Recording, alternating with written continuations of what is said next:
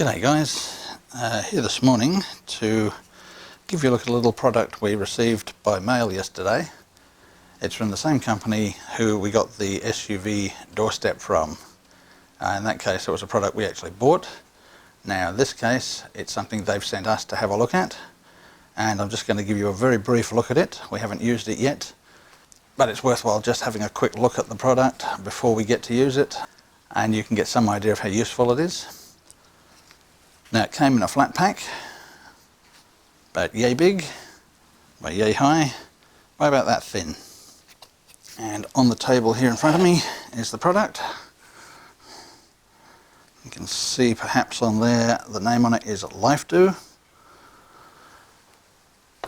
Now there are similar products around we've seen online. There's even one available with a rotisserie on it. This one just comes as is. It's a flat pack fire pit. It's 3mm laser cut steel. Feels like it's nicely constructed.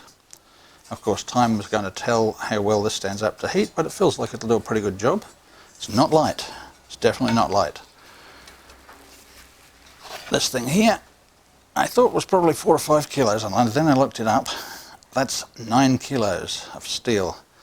So yeah, pretty significant weight. But as you can see there, it packs very flat. So it's an easy thing to store despite the fact that it does weigh a bit. Now, a decent fire pit is always going to weigh a fair bit. We'll just give you a quick look at how it goes together.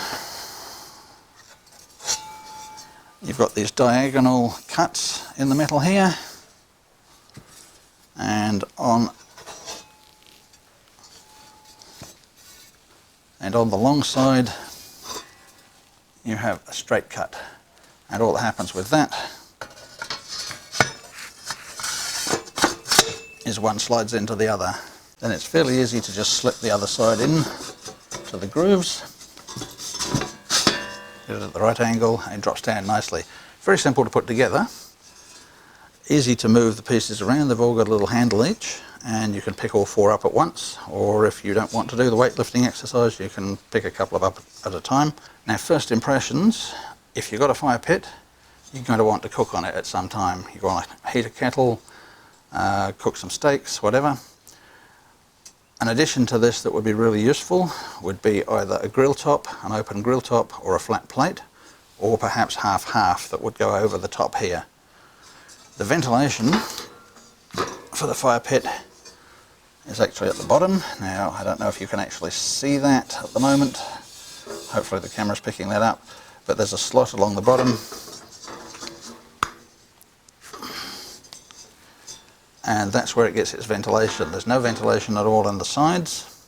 The first thing I can think of for this sort of unit is you're going to have to put it on something that is itself fireproof, because of the fact that there's a vent at the bottom. You're going to get ash and small coals dropping through that. So whatever you put this on is going to have to be fireproof. No good putting it up on a table like this. It's probably going to be used mostly in the bush anyway, so you're just going to put it on some bare sand. That's fine, you're not going to have a problem with that. We're not going to have a lot to say about it until we've got it out and we've had it in use when we're out camping. But as I say, the first thing I noticed is there's nothing you can cook on top of. It's just a straight fire pit. Now this is, from what I've seen online, the cheapest version because it doesn't have anything with it. This one's retailing at the moment for about $70. The version with the rotisserie, which sits up on the sides, it's got a different brand name on it. I'm sure if you look this one up you'll probably find the other one. That's $150 with the rotisserie. I would love to see the rotisserie sold as an option with this. It will make it far more useful. And of course if the rotisserie runs off batteries that would be even better. And that's just our initial quick look at the product, so you can get some idea of what it's like. It is good and solid. I don't think you're going to have problems with steel warping on it, but time will tell exactly how good this metal is. Definitely at first look looks like a product we'd be happy to recommend, but we will be using this as we go camping, and we'll definitely be doing an update video once we've used it a few times just to see how everything's going. And we'll also look for some sort of grill on top here, some sort of plate that we can put on so that we can actually use this to cook, because that's going to make it far more useful. Just as a fire pit, that weight would be hard to justify.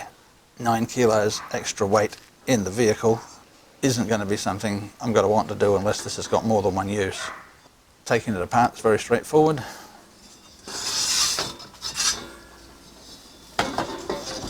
Now you need to support both of these as you remove this one, that's the only thing.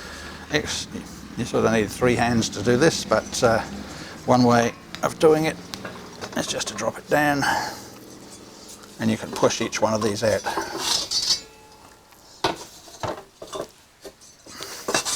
And that way you can take it apart with just 2 hands.